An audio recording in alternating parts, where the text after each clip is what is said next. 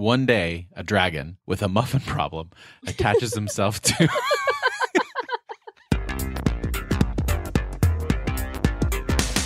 Hello, everyone. Welcome to Irenicast. I'm your host, Jeff, and with me, as always, is my co-host, Mona. We are post-evangelical ministers and theological thinkers grappling with our place in the progressive Christian world. Thank you for joining us for another conversation on faith and culture.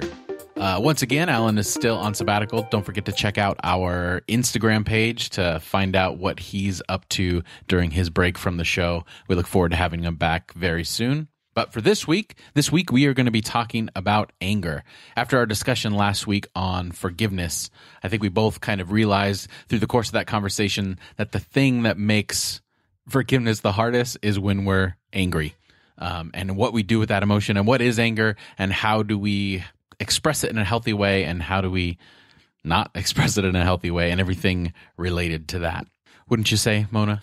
Man, I'm angry that I don't feel like I have a lot of clear thoughts about this. Jeff, what do you think is your own personal take on anger? Like, how do you think about it? What's your experience with it? How were you raised with it, or were you not raised with it? I was raised with it. My home was, I don't know, I don't know how to describe it, but anger was a big part of my upbringing in the sense that my mom had very little self-control when it came to that particular area. So anything would just set her off depending upon her mood or whatever. So anger was something I was always well aware of growing up as a child. Interesting. I think my experience was kind of the opposite in the sense that, yeah, mom and dad would get, frustrated, but it was really like kind of a home where you really like controlled your emotions, I think. And some emotions were just not okay. And I think anger most of the time fell into that category. Kind of interesting. I mean, so like everyone gets mad, and sure. Yeah. Like that's just real. Like if you don't get mad, you're just not a human being.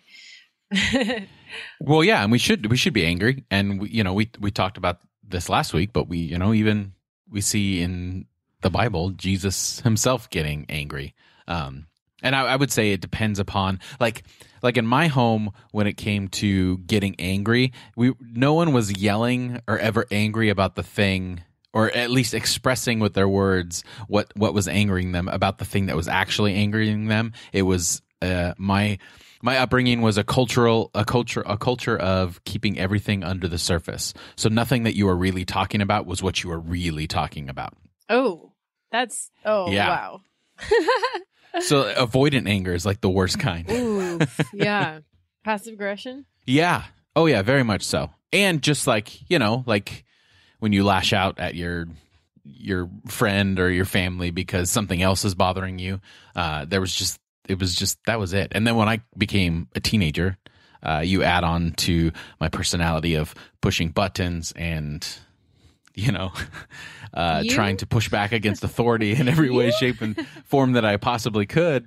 It was not a pleasant or fun environment. Oh my goodness. So yeah, not that I sit up at night with flashbacks from home. I think I've pretty well dealt with most of that and applied that. But I do know that I do have in certain situations a short fuse. Like I have road rage really bad. Like I think it's just that place where if I'm in the car and I think it's a trolling atmosphere for me, because there's anonymity and I could just like yell at the person and be upset with them, and I know that there's not going to be any real interaction with them. Maybe it's a lot more unhealthy than I realize, and I should reevaluate things. Yeah, and we're often taught to do something which psychologists consider a lot of a sign of maturity, which is called sublimation. So it's like the way to redirect that anger or put something that would cause you to lash out in an unhealthy way towards something socially acceptable, not even necessarily positive, but socially acceptable. So like to sit in your car screaming at other people, it's kind of socially acceptable to do that instead of like punching a window, which would not be socially acceptable. Especially when you live in Southern California. It's like the rule of the road, right? Yeah. But it's interesting you said about like the underhanded thing, or like you're mad about something, but it's really something else that's bothering you. If you don't grow up that way, it can be incredibly confusing. Like I've had housemates who kind of work that way, and I just don't get it. Like, I can't keep track of all of that, all the things that are going on there. And so I honestly just will be lost when that happens. Like, I'm a really direct person.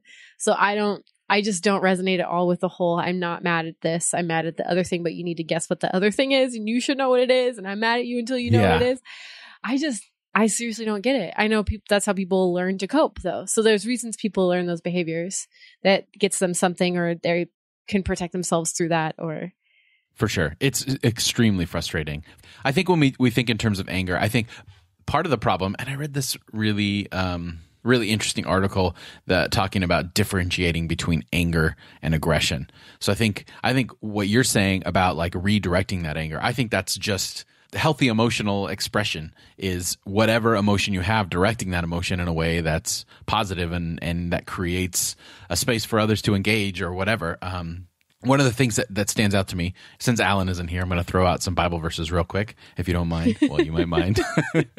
But there's this instance in Acts chapter 17 where Paul is coming into this area where there's a lot of idol worship. It's that passage about the monument or the idol to the unknown God.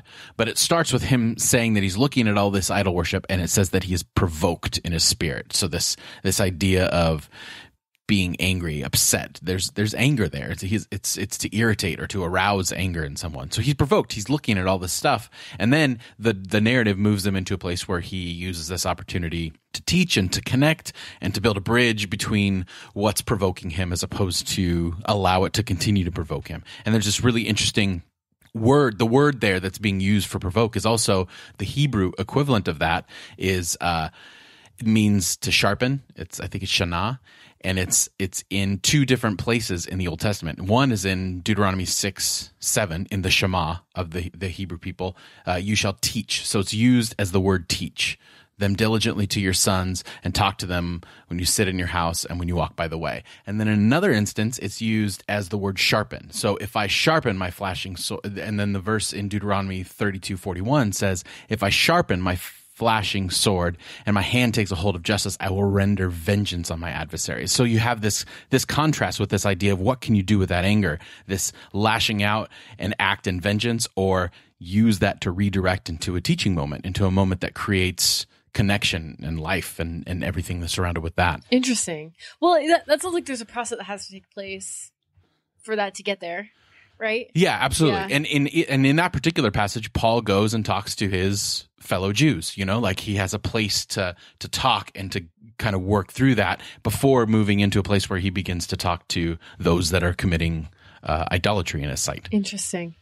Yeah, we do have a strongly embedded cultural practice of evaluating of feelings and legitimizing or non-legitimizing them before we do anything else.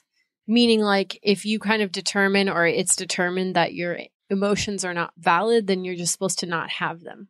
What happens to a lot of us is we stuff them down. And I'll tell you an interesting story about this. A friend of mine's mom is a school teacher in the Midwest, and a kid at the school, who's a pretty troubled kid, flew into a rage one day and punched a locker. And my friend's mom was trying to advocate for this kid, saying that kid could have punched another kid, but instead he punched a locker. And to what degree do we say, okay, this kid is probably experiencing some incredibly difficult things at home, highly likely. Why don't we work with him and see what's going on? But the school wouldn't listen to her and suspended the kid, just point blank. Just, you shouldn't have done that. Not even concerned about the cause of that anger. Just the expression and the fact that you're feeling that is just unacceptable. So we're going to punish you.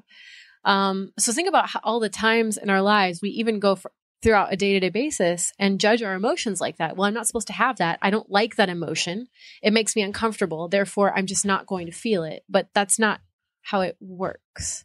Unfortunately, it will go somewhere else, like we talked about in our feelings episode. So it's an interesting thing to it's an interesting idea to just let yourself feel what you're feeling, because you trust your body to feel the right things that you're feeling, because that's a natural process, and then work through the process of figuring out where it's coming from. Instead of just saying, is this good or bad?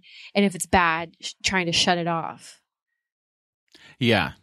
Yeah. Cause I think that we judge the feelings instead of what we do with those feelings, for sure. Like, no feeling is bad, right? No emotion is bad. It's where we direct it. Well, and it's where it's coming from. Like, don't we need to understand where it's coming from? Yes, very true. Yeah, no, that's a really good Before point. We Like, have to what direct is? it. Yeah, exactly. Is our anger coming from like a acting out phase? Is it coming, like what we were talking about before? Is it coming from the actual thing that you're angry about in that moment, or are you just angry? So what do you do if you don't know? Like, some people just have a lot of rage that's just pent up and they might not know where it comes from. I think it depends upon the severity of that anger and how much damage it's doing and how equipped you feel in that moment to be able to handle it, right? Like, if you feel like you have kind of a handle on it, then I would just start with your close friends, your close circle, and talk to, like, kind of figure out, like, do you see this in me, or is this something that I'm doing a pretty good job of hiding in myself? I think if it's something you feel like you can't control, then you need to talk to someone immediately, like a trained psychologist or psychiatrist, not a pastor with a biblical counseling degree. Don't do that. Don't talk to pastors about that kind of stuff. They're not trained to do it. We're not trying to be mean, but they're literally, they don't have training to actually know how to handle it. All they can do is pray with you, and that's nice, but it's probably not going to create a long-term solution. So yes, go see a therapist. And that's in the case of you feel like you are out of control and you can't handle it. Not in the case of, like, when you're trying to, like, I think you could talk to a pastor if it's something that's not, that you feel like you're losing control, or you're just as a person, as a spiritual guide, but not when it comes to severe mental health, or you feel like you're kind of slipping on a slippery slope or whatever. Yeah, well, even if it's not severe, I think, like, there's so much judgment that we give of, like, people who can't control their emotions, or who have strong emotions and don't know what to do with them. Or, like, okay, so if you have a friend and you hear that friend's going to anger management classes, like, what are all the horrible stereotypes that you think about them? Like, I don't know, just people think all kinds of things. There are two emotions that really, we don't have places publicly to do them, and no one's going to try to fix us. Sadness and anger. Like, other emotions, like, we can kind of have public space to talk about it. If you're really, really, really sad and grieving, a lot of times there's nowhere to put that. And if you're really, really, really angry, where is a place in this society where you can go and just be angry? Like, I don't know, maybe sports are an outlet for that. Maybe the gym for a lot of people. I mean, a lot of people work it out through physical stuff, and that's kind of encouraged to get your anger out or to be angry, but not really to talk about it. No, not really to talk, not even really express it. Like, even those things, like, you're not expressing it in a public forum necessarily. Like, you may be going to the gym, but you're still experiencing that by yourself, even though you're around people. I think that's a good point. I don't think that there's a place. Well, even when we have stuff happen in our society, like with the idea of Black Lives Matter and all that kind of stuff, people are kind of shoved into this place who are feeling oppressed and marginalized, that, well, we need unity. So, we don't give them a space in the public circle to be angry. And then when we don't, it turns into really ugly displays of that. Yeah. Martin Luther King Jr. said that a riot is a protest gone unheard. So a lot of times, not having spaces to vet anger just exacerbates the situation publicly, like socially, communally, and individually on any plane. So no, I think you're right. Even though maybe people work out some issues at the gym, like, you're not learning to put language to it. You're not learning to figure out where it's coming from. Exactly. And I'm not a trained psychologist or sociologist or anything like that. Neither of us are, but this is part of that conversation. But I think that goes to the other side as well. I think that if we don't create a space for people to even be angry about things that make us uncomfortable, then it can also turn ugly. I think that we're seeing that with this overwhelming support from the right for Trump, is there wasn't a space for them to feel those things that provoke them, and hopefully, learn and move in a different direction. But I think that's very true. What that quote that you gave from Martin Luther King Jr. I wouldn't even say, maybe it's not even necessarily a protest unheard, but the emotions of your protest unexpressed. I guess it's kind of the same thing. Yeah, but I mean, people can express all they want, but if they feel it unheard, then they still don't have any kind of power. So, if you're angry and enraged over an unjust situation and you scream till you're blue in the face and that situation still doesn't change, like, and that situation is untenable and antithetical to your very survival in this world, then what choice do you have but to try to scream louder and or, I don't know, maybe even get a little destructive so that people will wake up to the severity of the situation? Like, what option do people have? It's either die or break stuff. I don't know. Yeah. You know? So what would that look like, I guess? How could a civilization or a community provide a healthy place for people to just be angry? I've thought about this a lot, because I'm frustrated that there isn't a thing to be frustrated, places to be frustrated. And I think a lot of it is like every once in a while you'll get this in churches or religious organizations, which is great. The grief, but you know, anger is part of grief. Like that's wrapped into the process of grief, dealing with hard stuff in this world, right? Anger is going to be a natural and a lot of times completely justifiable response. I would say most of the time, if you're angry, it's probably for a good reason. You should listen to that anger. Like it's a warning signal that your body is giving you. So churches might address it from time to time, but it always has this tenor of, okay, now get better. Like we'll let you have like 5 minutes to be sad or to be angry. And then, okay, resurrection, Jesus, smile now. You know, it really, I cannot tell you how much it makes my skin crawl that churches do that, because that's really not biblical. Like the Bible says, weep with those who weep, mourn with those who mourn. Like Jesus wept when Lazarus died and knew that Lazarus was going to live again and still cried. Like he still was present with people in their pain and he did not tell them to get better. Really. And so I have this, you know, if I ever go into ministry, which I don't know if I could do it, I have mad respect for people in ministry, but just being a pastor's kid and, you know, just seeing so much, I don't know if I could do it, but if I did it, I would want to go like a Nadia Bolz-Weber direction and just swear up the wazoo, and it would be called Sad Church. Sad Church. And I think the sign would have a little sad face on it, like a frowny face. And yeah, but wouldn't you just be doing the same thing but in the opposite direction? If it's the whole thing's dominated by sadness as opposed to, and then, oh, well, happiness is fine. But no, if they don't want to come, then they don't have to come. It's for people who, I think, no, seriously, it's for people who go through, you know, maybe what we could say is unforgivable experiences, like based on our episode last week.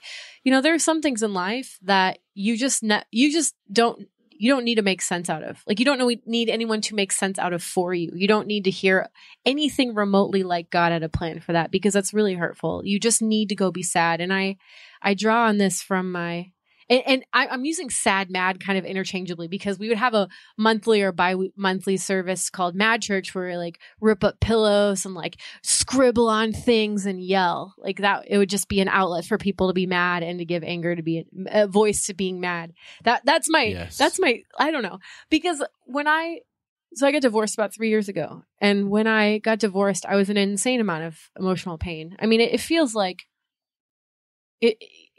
I'm going to talk about this more in depth in an upcoming episode, but it felt like I was surrounded by this cloud of bees, and these bees were stinging me all the time, but no one else could see the bees, but I could feel the bees. Like it felt that uncomfortable and painful all the time.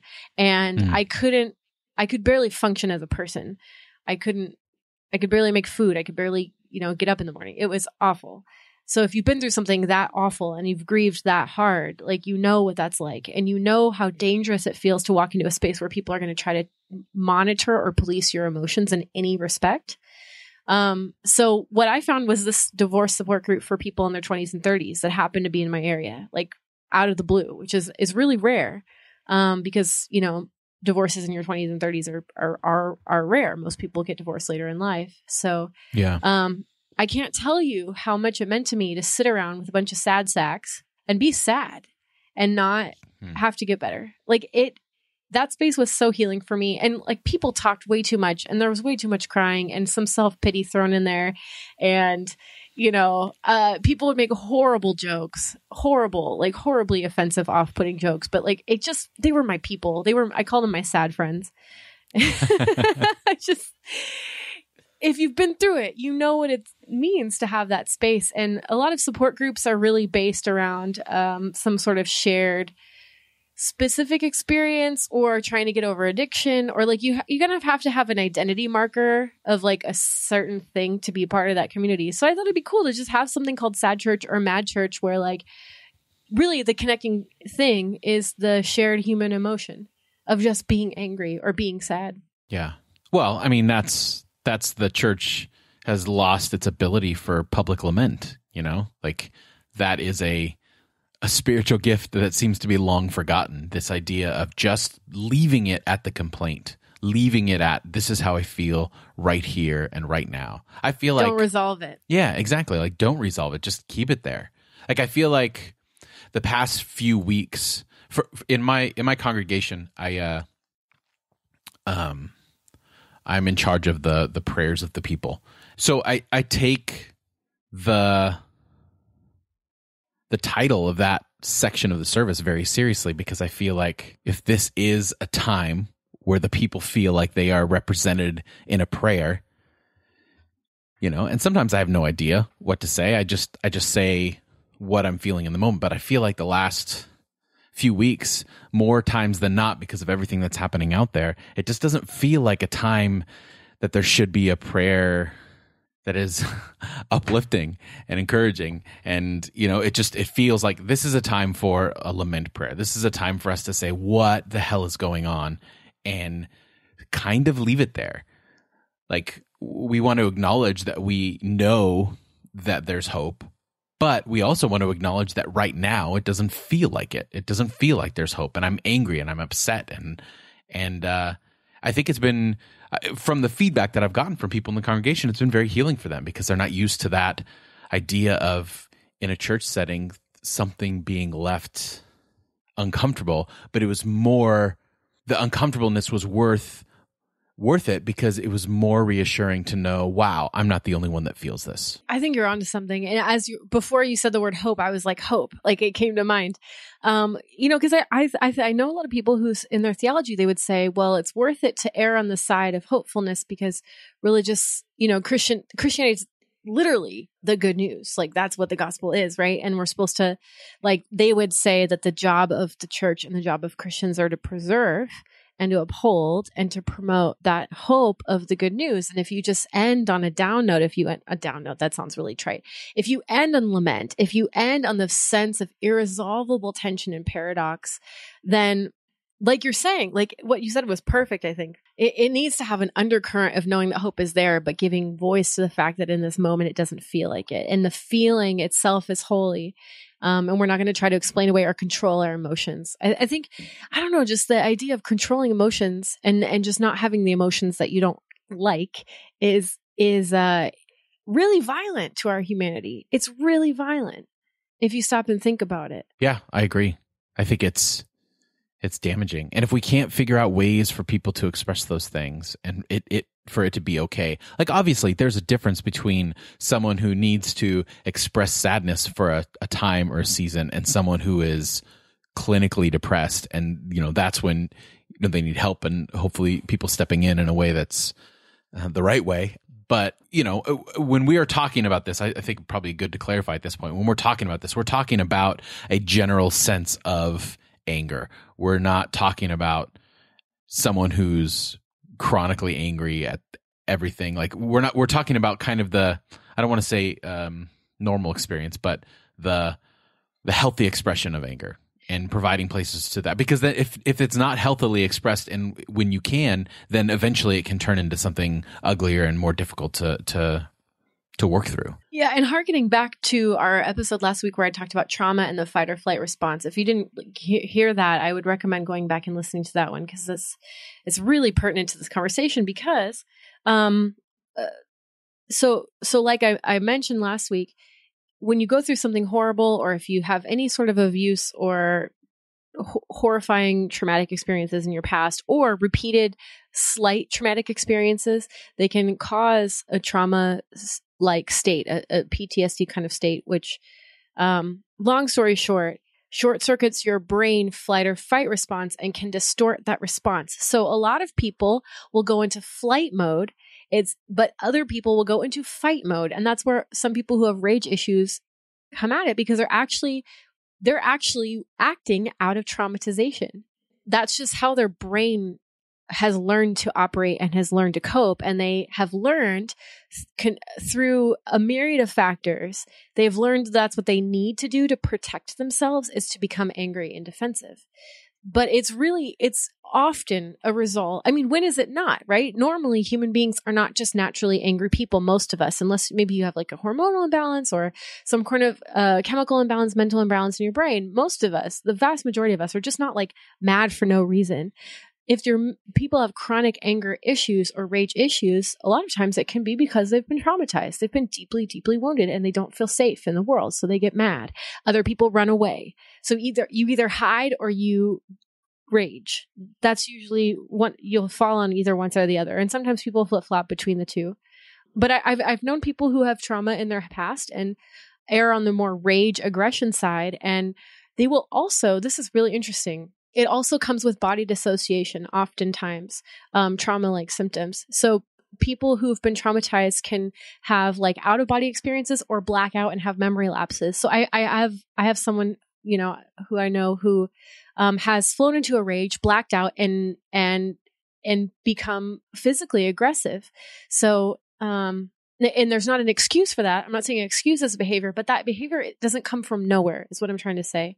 It's your body telling you something's wrong. That's what it is. It's your body telling you something's wrong.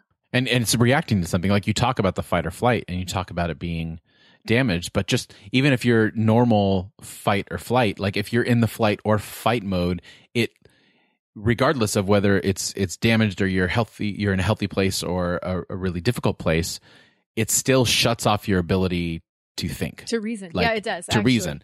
You secrete hormones that shut down parts of your brain that are logical. Exactly, which becomes even more important to give a place for people to be angry so they can move from that anger and experiencing it into a place where they can stop and think again before any major decisions are made. I mean, vengeance, that's where vengeance comes from, right? It's flying to a rage and taking action before you've had the time to cool off and reason together. Well, I think vengeance is or it can be premeditated, I suppose. Yeah, that's when I think it's most dangerous, is when it's not even a reaction. It's like a thought out. Yeah. I suppose that's another episode, isn't it? I guess so. This is why I dance, though, to get out hard emotions. I know this sounds really strange, but there really is, for me, something to working out, like the lilting of moving, especially social dancing when you're dancing with partners, to work out emotion. And I know a lot of people who swear by this. It's really, really interesting to me that if those emotions get trapped in your body in a pre-linguistic part of your brain, to go back to movement and, getting things out that way in a sense that has an aesthetic to it, in a sense that has a rhythm to it. There's something that in our bodies that responds to rhythm, most of us, because it reminds us of heartbeats and it makes us feel safe, especially in close quarters with other people, because we're really at basic level, we are herd animals. We're not ultimate predators. We are vulnerable creatures. So to feel safe and to feel rhythm, this is why people pay gobs of money to go to concerts, where they can feel the rhythm of the crowd and they can be in close quarters with other people and they can move to the beat of the music. All of that kind of reverses those effects of these harsh emotions that seem to take control and make us feel really, really, really isolated. For sure. And it honestly, it doesn't matter. It doesn't even matter the type of music. Like that, I think that's why, you go to a metal concert or a punk concert, you have that mosh pit where it's very physically aggressive, but that's not necessarily a bad thing. Like some of the nicest people I've ever encountered were in a mosh pit. When they knocked me down, they just picked me right back up. Hey, come on, like. Yeah, and obviously some artistic forms like metal or punk, I would say, really kind of arose out of anger and nowhere else to go. Absolutely. And it was a good, what else are you going to do? But let's just play really loud music, which is great, and talk about anger, especially punk. I know it's so much metal, but I think especially the whole punk scene and punk culture is fueled by this. Where we feel as though we're an other in the society, and we're going to just step out there and just express that in a way that's healthy and amazing, especially if you love punk music, which I do. Rap and R&B come out of a sense of disenfranchisement. There's a lot of anger expressed in rap, a lot of anger. A lot. Blues, similar kind of a thing. I mean, really old, but yeah, disenfranchisement. Oh, yeah. No. Absolutely. We don't. And what is disenfranchisement saying at the basic level? It's saying, I don't feel like I belong here. Yeah. So what can you do? First and foremost, people dealing with these kinds of emotions like rage and anger, a sense of belonging. First of all, let's quell that. Let's not make people feel alone. That's why people band together around these subcultures, because they need to not feel alone, and they find other people who feel the similar way, and it tempers their isolation. So it helps them, Absolutely. So creativity tempers your anger and can lead to forgiveness. Look, we've made like a trilogy of episodes just out of order a little bit. Yeah. I still have a hard time being mad personally, though. I recently kind of came, how should I explain this? I recently came into a personal situation of a relationship that is really life-giving, and it kind of contrasted former situations where it was not so life-giving. And it's only now that I'm able to get angry, now that I'm seeing oh, this is how it should be. This is how I should be treated in this particular way. I'm being really vague because we're on air and I don't want to talk about anybody in my personal history. That's not fair. But all to say, I don't know. I think anger comes more naturally to some people than others. In my personal experience, it's not an emotion that comes naturally to me. I can remember very few times when I was actually raging. I don't know. I think that's hard to say. I think it's what are you raging against? Yeah, that's tough, because I feel like I've obviously from the history of our show and everything, injustice makes us angry. I think it burns something in us, and I think that's as well it should. It's expressing loss in a way. There's some imbalance, and it shouldn't be this way. And I think I get easily angered by that when that's something's socially not acceptable anger, though, right? It is. I guess it is. You're a good person if you get mad about injustice.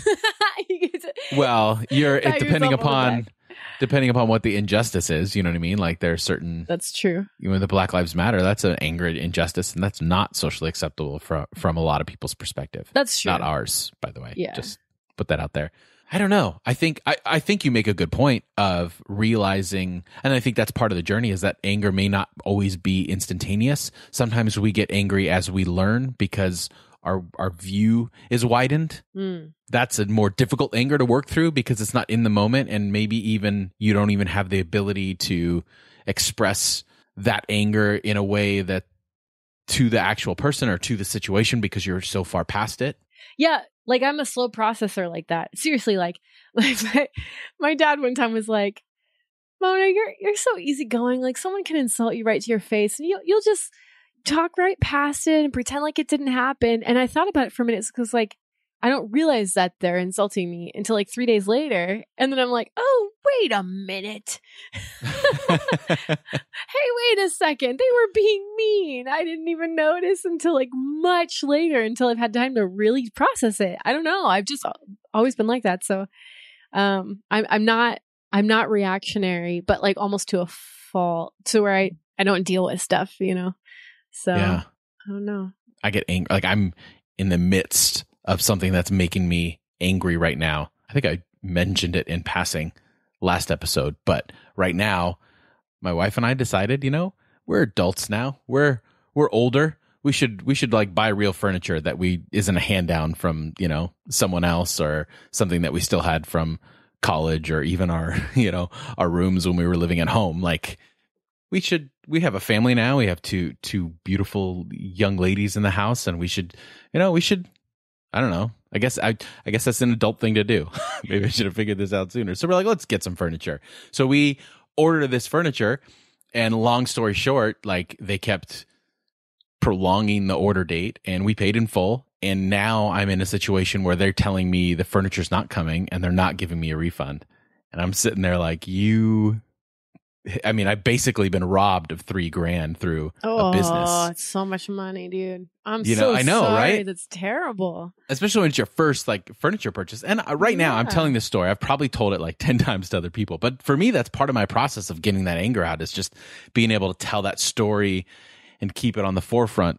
and also partly because it's still happening. Like it's not something that's resolved. It's not something that's in the past. It's something that's right now. Well, and it sounds like you guys paid cash for it too, right? Basically, we paid. Yeah, basically. I mean, we paid with a debit card, and they're saying like you're kind of punished credit for card that. company. Yeah, exactly. That sucks. It's so. It just sucks. Ridiculous. Yeah, and it's obviously in the grand scheme of things, it's furniture, and I'm out money.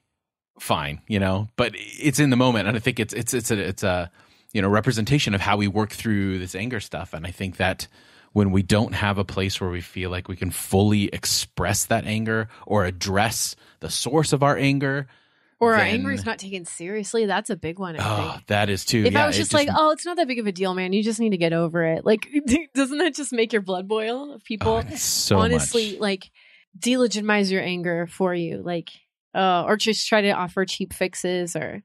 Yeah, that was probably the number one source of arguments that I had with my parents when I was growing up was, you are not listening to me. You don't know what I'm saying. You don't know where I'm at. Yeah. Not being heard is. Yeah. Well, it's so interesting though, because I've met people who are like extremely averse to expressions of anger, and come to find out that a lot of times they're the people with the most experience with anger because they grew up in really crazy homes or dealt with a crazy relative or something, So anger just freaks them out, and they can't handle expressions of anger or conflict. And so, so that's really interesting. So a lot of times it's the people who are the most I like shut down or run away or clamp down on anger. They've been the most hurt by it, which is interesting. So I think if you can express anger and kind of handle and be comfortable around expressions of anger, like you're kind of privileged, I think, a little bit. Wouldn't you say? A little bit. I struggle with that all the time though, because now that I have the girls, like I'll get frustrated and I'll be like, and one of my daughters responds more to like a raised voice, like physically, you can see it. She's like, oh, but she's also the one that provokes anger the most. But she's also just very expressive. Like if she's upset, she's the one I can sit down and talk to and say, can you tell me what you're feeling? And she'll communicate. Or my other daughter, if she is upset or crying or angry, you have to just wait. And you can't just wait until she's calmed down. You have to wait for another, 15, 20 minutes after that, and then sit down and kind of start the conversation's a strong word when it's with a 3-year-old, but, but you could at least start connecting and finding out, okay, well, why did you feel that way or whatever? And, I mean, at this point, and I guess it's probably the right decision, but at this point, all I can do is if I get upset and I can see that it physically affects them, is immediately apologize and say, you know what, I'm just upset. And then we're trying to show them and help them. How do you express frustration? You can hit the couch, but you can't, swipe something off the table into the wall. It's all these. And it's so confusing. So much of that is modeling. Well, and I think first of all, it's great that you guys are listening, you and your wife are listening to differences in how the girls handle different emotions and how they respond to you and treating them the way that they need to be treated. That's wonderful. And I don't think a lot of parents do that. I don't know. I'm not a parenting expert by any means, but I'm thinking of an example of my dad who like very rarely got mad. Like he would get upset. He would maybe walk out of the room, or kind of a happy-go-lucky dude. But like any grown person who's got a mortgage and kids or whatever, like there are going to be points where you feel like you're going to break with the amount of frustration that you have and the amount of anger that you have in the world, just because something goes horribly wrong. You're scared for not being able to pay the bills or whatever happens, I remember, this is seared into my memory. One time my dad was just mad. I think there had been a series of things, and then this was when I was in high school, and I think something happened where like we didn't tell him the brakes on the car that the girls, me and my sisters used, were going, and it ended up being like a really expensive fix because we just didn't tell him that it needed attention, whatever. So that was like the straw that broke the camel's back, and you could just see him like ready to punch a wall. Like he was seeing red. And at the peak of this, he opens the freezer, he takes out a bag of peas, and he slams it on the ground, and the peas go all over the kitchen, and he storms out. But like, again, this is one of the situations where he's modeling actually a pretty healthy, non-destructive way to model anger to us. Yeah. I will always remember that. Like, when you're that mad, slam some peas. Don't hit a person. Don't hit a wall. Don't say something you'll regret. Slam some peas. Like, do something that'll just feel really good, And as soon as he walked out the door, like, all of us started cracking up because like there's just peas everywhere. But and then he came back up about 5 minutes later, and he'd cooled down. Cooled down, frozen peas. But yeah, I think we watch each other, especially people in positions of power. Like, we watch how they deal with anger. Like, you're being watched. We're all being watched all the time, like whether we know it or not. Like as models, because that's especially how kids learn. Yeah, and I think it's telling how you can sit here and tell that story in a way that's fun, even though it's a story about anger. Like, my wife has a similar story about her dad, where her dad is really just happy-go-lucky, pretty laid back.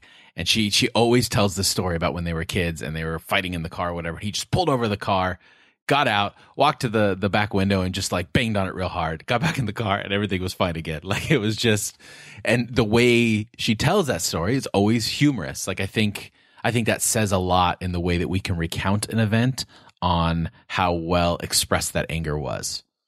Yeah. And I realized too, though, that even in that, there are people listening right now whose parents did not have self-control, or they were dealing with things that were too big for them. They were dealing with things that they couldn't handle, and their parents hit them. Or, your parents may have done horrible things to you. You may have survived horrible fits of rage or horrible, fill in the blank. And so I realized that there's a level of privilege in me saying, like, the worst thing I can remember my dad doing is throwing peas on the ground. Like, holy Moses, I am lucky beyond measure. And if you had a different experience, I am so, so sorry. And just remember that it's not your fault. And, I don't feel alone in that. There are so many people who have, even if your parents didn't get physical with you, just have to deal with someone testy and ragey and moody, and someone who made you afraid, or someone who verbally or emotionally was damaging to you. Like, that's not okay. And I think that's so common that we treat it like it's just, oh, well, everybody went through that, so just buck up, kid. Yeah. But it's not okay. That's still damaging behavior, and that anger still made a mark on you. So if that's the case, like, don't be afraid to seek therapy for that. That's completely an acceptable thing to go to therapy for. You don't have to get physically hit. Nothing like horribly traumatic has to happen, for you to have a right to that kind of help or that kind of assistance. For sure. Yeah. And on the flip side of that, when you get angry, be aware of how people respond to your anger, and allow that to guide how you interact with them in the future. Like, really use that as a connection point.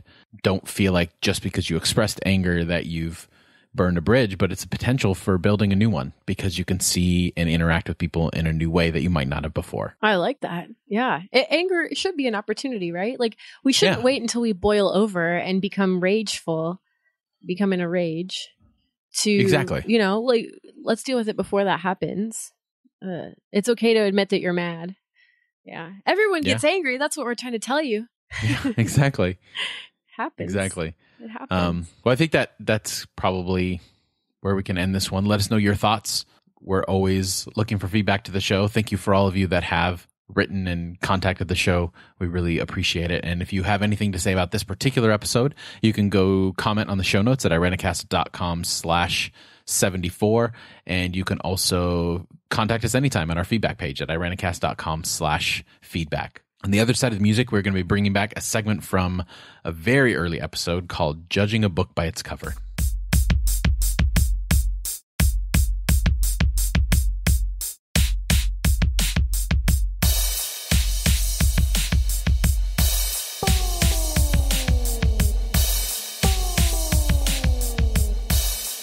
Judging a Book by Its Cover is a segment that we did back in our 7th episode with Mona, myself, and Alan. And actually, the only other time we did it was in an episode in which Mona and Alan were not a part of it. I did it during episode 20 with guest co-host Adam, and we talked about deconstructing your faith. And we did movie edition. So instead of a book title, we took a movie title. And anyway, so This is a long time coming. I think we all like this segment. I don't know why we haven't done it sooner. We've done the reverse of it, right? Where we've talked about a scenario and then had to guess the title. But I think that was with romance novels. yeah, the Christian romance That novel was ones. awesome.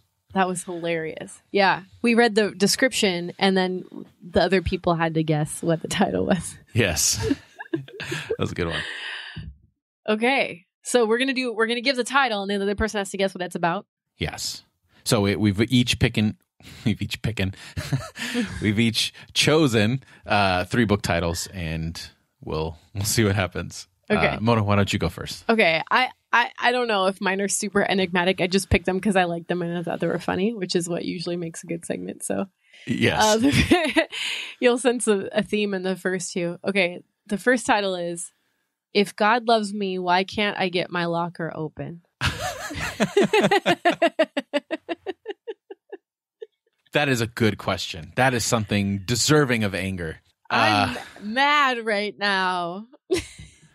I'm guessing that sounds like one of those preteen books, like like a little pre-adolescent going through a difficult time, and it's probably like a Christian one that you'd find in a Christian bookstore or something like that. It is a devotional for teenagers. Yeah, a devotional for teenagers.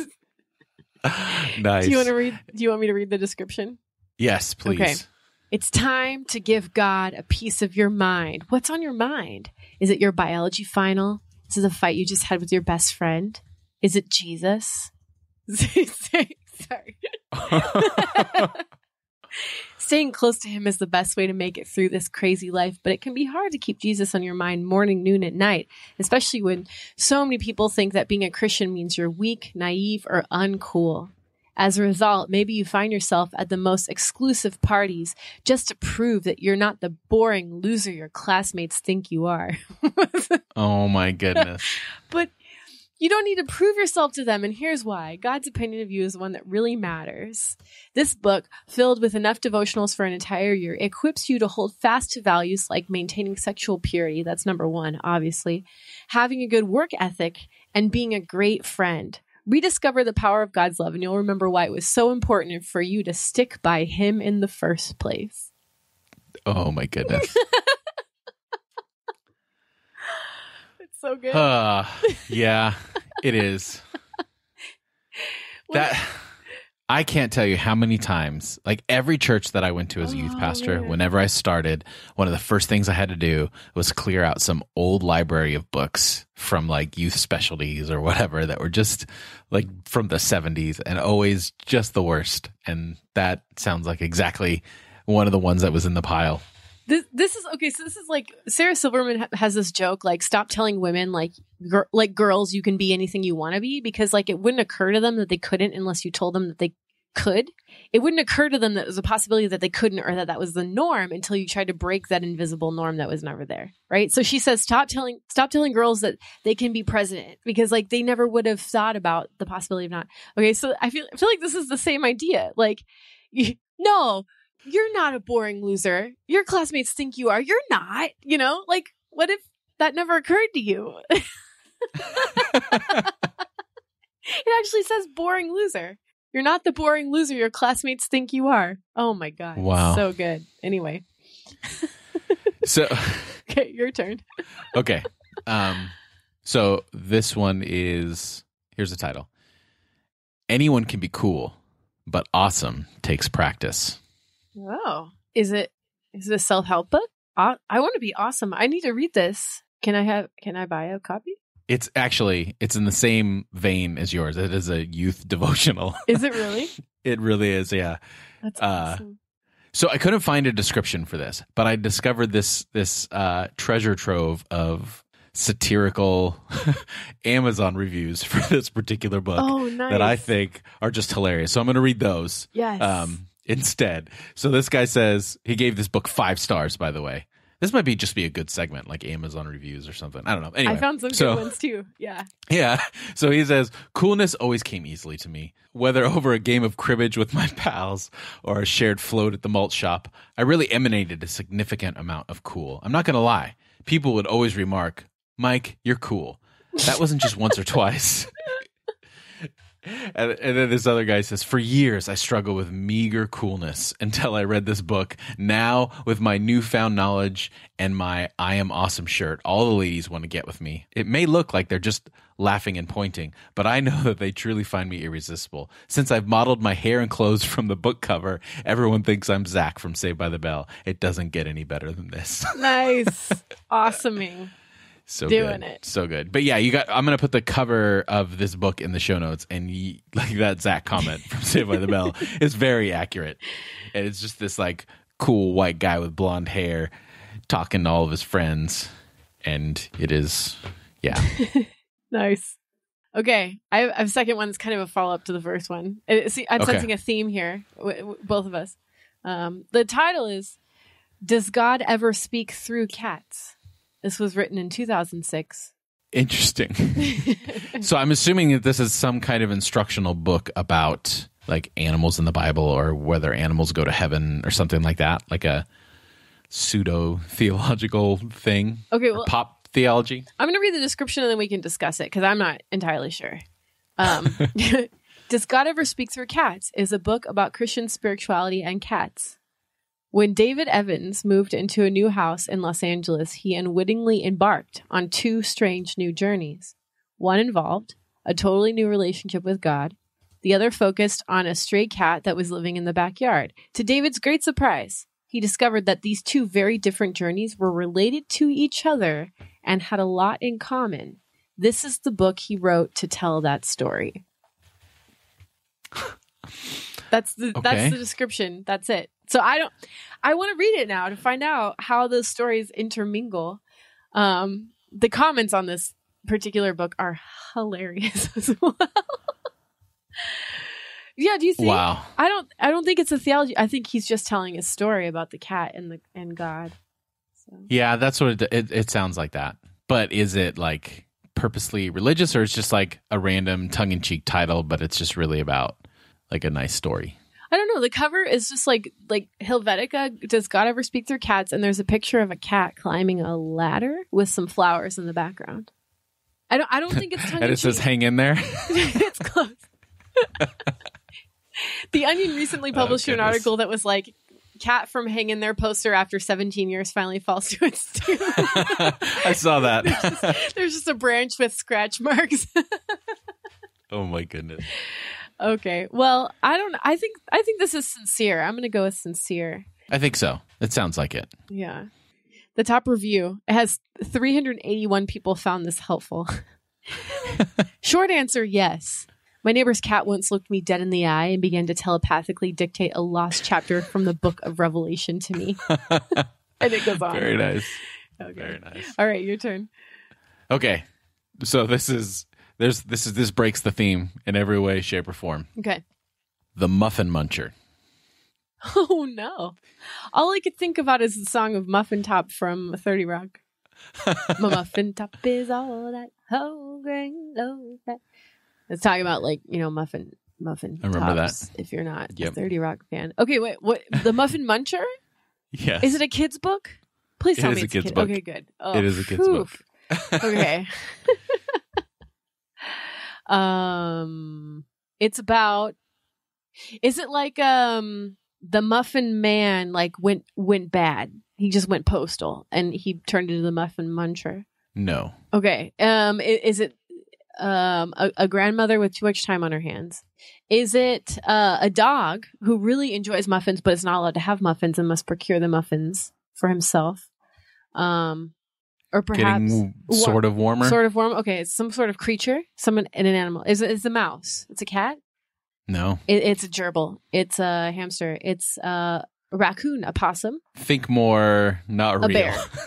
A unicorn. A griffin. No. Not real? Not real. A dragon. A dragon. One day, a dragon with a muffin problem attaches himself to the village, threatening to burn down their drawbridge if he doesn't get 10 muffins a day as a toll for them to cross it. What a freaking bully. I know. Basically, the village runs out. The dragon has no more muffins to munch, and he has newfound sympathy for the villagers and recognizes that his self-interest and theirs go hand in hand. So in collaboration with the village baker, he comes up with a novel solution. He will stoke the fires of the oven, dispensing the need for firewood, and then therefore can get paid in muffins. Hey, well, that's teaching children some It's actually kind of capitalism. kind of smart, yeah. But I Yeah. guess they've changed the book. It's now called The Muffin Dragon. The muffin. It's not The Muffin Muncher. The muffin muncher. People mocked it too much, probably. The internet can be a People cruel mocked and it wild place. really bad. Just a lot of the Amazon reviews are about how this book helped them better their performance, and that's all I'll say. Oh man. Okay, are you ready for my last one? Yes. Okay. Are you really ready? Are you sitting down? I'm sitting down. Okay. I'm ready. This book, you might find this handy for your personal life. You can maybe consult with Kat on this. The book is entitled "Teach Your Wife to Be a Widow." Okay. Well, I don't know. It seems pretty self-explanatory unless there's some like metaphor there. I'm gonna guess it is a very old book about how like a man book, like a man Christian marriage book where they're teaching men how to prepare their family in case of the inevitable or in case of bad news where the head of the household won't be around. You got it. Yeah, that's actually exactly right. Oh wow. Yeah, a wise Okay. and comprehensive guidebook for all wives, prudent enough to prepare for that time when they may become head of the family. What's so strange is written for Oh. women. Huh. Interesting. Yeah, it's very interesting. There you go, patriarchy. King. I suppose in a certain time context that was somewhat progressive. I suppose That it- so, yeah. Well, it's weird to write it presuming that they will see themselves through their husband's eyes. I wonder if you just open up the book and it says "get remarried," and then that's it. It's just the rest of it's blank. The reviews on this are hilarious. I found this book in the glove box of my wife's car, along with a length of rope, duct tape, chloroform, and a rag. It was bookmarked to page 17. I figured that gives me about 5 days to figure out what to do. See, I feel like we have to craft some sort of segment based around Amazon reviews. We have to, right? We have to. I'm writing that down. Yeah. Oh my. Okay, goodness. so here's my last title. I was going to go with the title of a book that says "Mommy Drinks Because You're Bad." Oh no. That's not a real one, is it? It is a real one, but a real book? I couldn't find a thing for it, and then I found some random blog that said it was like a satirical book, Oh, yeah. but it was someone's blog, so I don't know Of course, how. it's a satirical book. Yeah, I'm not gonna actually- but like the front of it is like some mom laying out by the poolside with a drink No. in that Oh, like dear. 60s or 50s, 60s like cartoon style or whatever. Yeah. That's funny. All right, but the real book is called Scouts in Bondage. Scouts in bondage. In bondage. Whoa. Okay, that has to be about Boy Scouts, right? Or Army Scouts? Some kind of scouts. I'm hoping Scouts in bondage. Oh my God. Yes, it is. Okay. It's about Boy Scouts. Okay, It all is. right. It's about Scouts. It's about not rope tying? Why are they in bondage? Did they get Well, captured it's- by enemy scout troops? Sort of. Okay, so here's the description. A professor engages the scouts to help dig up the remains of a ruined chapel, seeking blocks of masonry with inscriptions. Assembled together, these reveal the location of a secret treasure. I'm sorry. Actually, a document which restores the rightful owners to the local mansion. Along the way, various lower class wasters, hooligans, and even I don't even know what this is. Hobbledehoys attempt to thwart them. Oh. So this book is from 1930. So there's some language. Wow. Like, I don't know what wasters are. I don't if that is that like the 30s way to say drug addicts. And I don't know what a hobbledehoy is. A hobbledehoy. We should bring that back. We should. Should I Urban Dictionary it? Let's look this up. Hobbledehoy. Okay, we're looking it up. A clumsy or awkward youth, according to Google. Just a Interesting. hobbledehoy. I mean, that's just not so bad. You could call someone that and not be terribly like non-PC, right? Jeff, you hobbledehoy, get with the program. Sorry, I am a hobbledehoy. Well, That's a good one. Neither of us are youths, though. I gotta find some youths to use that one on.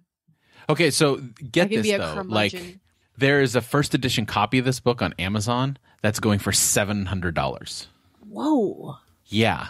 Oh, sorry, $688.05. And 5 cents. I mean, it must be worth it. It must be a really good read. I didn't realize it was a novel. That's great. It's pretty thick. Like someone was showing. Oh my gosh. You have to edit that out.